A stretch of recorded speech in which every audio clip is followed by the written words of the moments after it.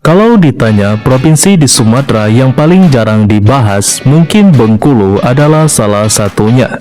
Padahal provinsi kecil di pesisir barat Sumatera ini menyimpan sejarah yang sangat besar untuk Indonesia. Mulai dari benteng peninggalan Inggris, tempat pengasingan Soekarno, sampai rumah bagi Rafflesia Arnoldi. Provinsi ini juga punya alam yang masih sangat hijau, garis pantai panjang menghadap Samudra Hindia, dan budaya yang jarang terekspos oleh media nasional. Di video kali ini, kita akan membahas bagaimana sebenarnya kehidupan, sejarah, dan fakta-fakta menarik tentang Provinsi Bengkulu. Secara geografis, Bengkulu terletak di pesisir barat dari Pulau Sumatera dan langsung menghadap ke Samudra Hindia. Kalau dilihat di peta, bentuk wilayah Bengkulu cukup unik. Provinsinya memanjang mengikuti garis pantai barat Sumatera, sementara di bagian timurnya berdiri jajaran pegunungan Bukit Barisan yang membentang hampir di seluruh Pulau Sumatera. Bengkulu berbatasan dengan beberapa provinsi lain di Sumatera. Di sebelah utara berbatasan dengan Sumatera Barat, lalu di timur dengan Jambi dan Sumatera Selatan, kemudian di selatan berbatasan dengan Provinsi Lampung. Luas wilayah Bengkulu sekitar 19.000 km persegi. Kalau dibandingkan dengan provinsi lain di Sumatera, ukurannya memang tidak terlalu besar. Provinsi ini terbagi menjadi 9 kabupaten dan 1 kota. Kota Bengkulu menjadi ibu kota sekaligus pusat pemerintahan dan ekonomi provinsi ini. Hampir semua aktivitas utama provinsi berpusat di sini, mulai dari pemerintahan, pendidikan, perdagangan, sampai pariwisata.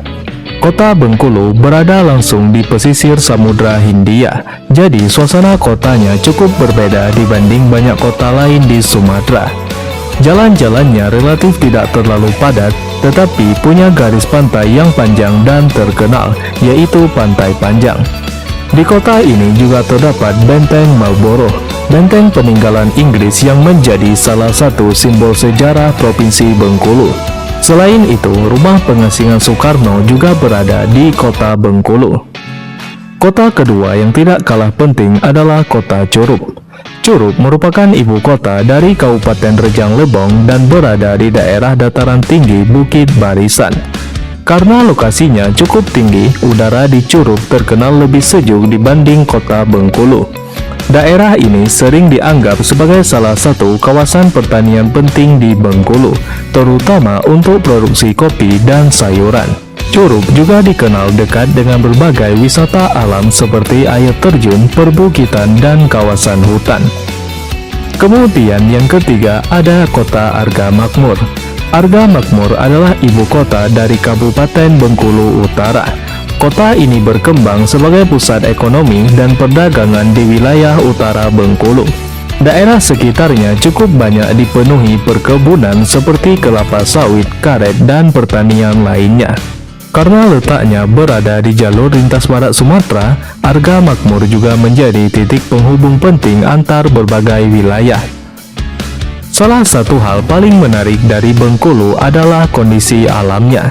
Karena letaknya berada di antara pegunungan Bukit Barisan dan Samudra Hindia, Bengkulu memiliki bentang alam yang sangat beragam dalam jarak yang tidak terlalu jauh.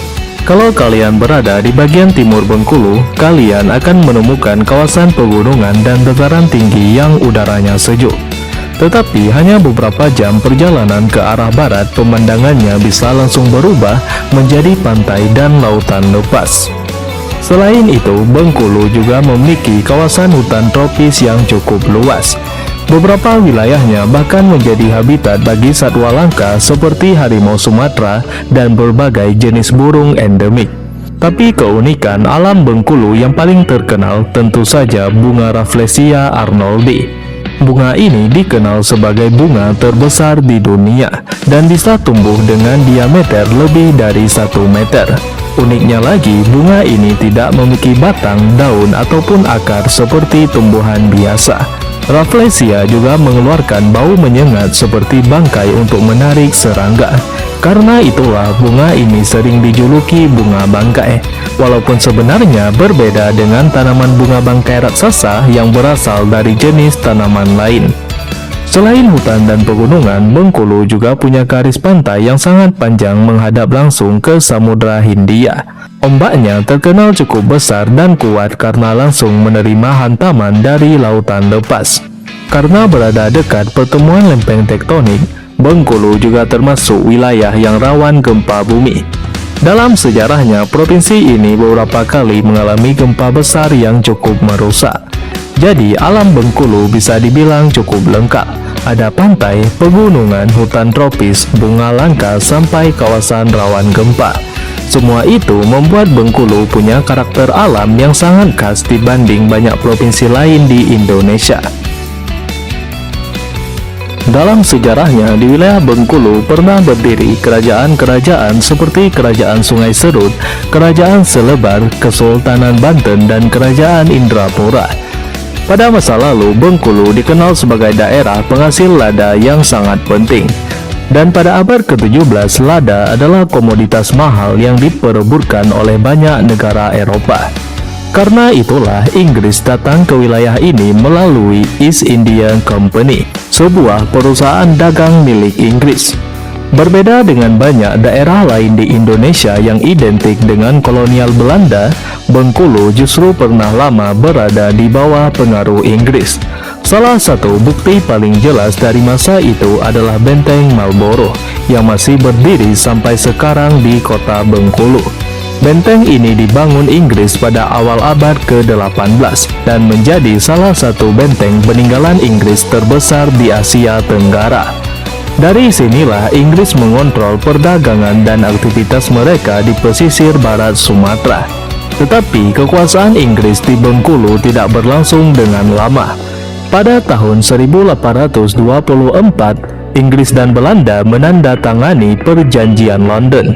Dalam perjanjian itu, Inggris menyerahkan Bengkulu kepada Belanda dan sebagai gantinya memperoleh wilayah Malaka.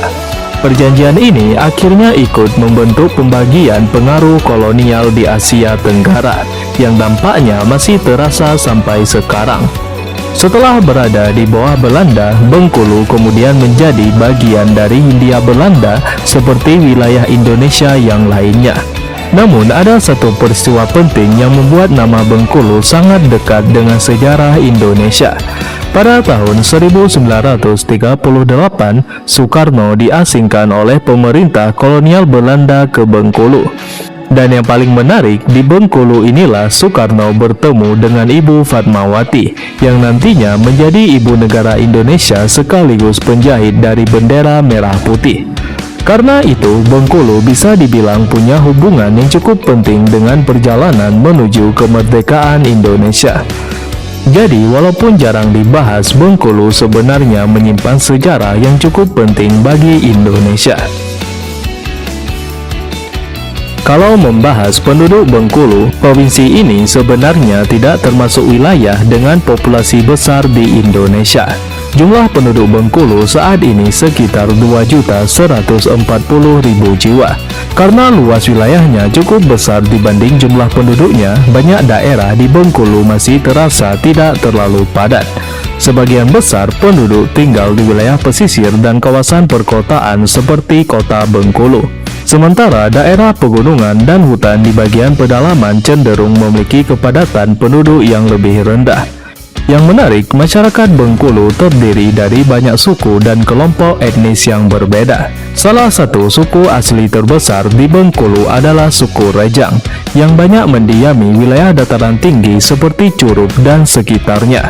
Selain itu, ada juga suku Serawai yang banyak tinggal di bagian selatan Provinsi Bengkulu. Lalu ada suku Melayu Bengkulu yang banyak ditemukan di kawasan pesisir. Di Bengkulu juga terdapat suku Enggano yang tinggal di Pulau Enggano, sebuah pulau terpencil di Samudra Hindia yang masih termasuk wilayah Bengkulu. Selain penduduk asli, Bengkulu juga dihuni oleh masyarakat pendatang dari berbagai daerah Indonesia, seperti dari Jawa, Minangkabau, Batak, Sunda, dan lainnya. Dari sisi agama, mayoritas penduduk Bengkulu memeluk agama Islam.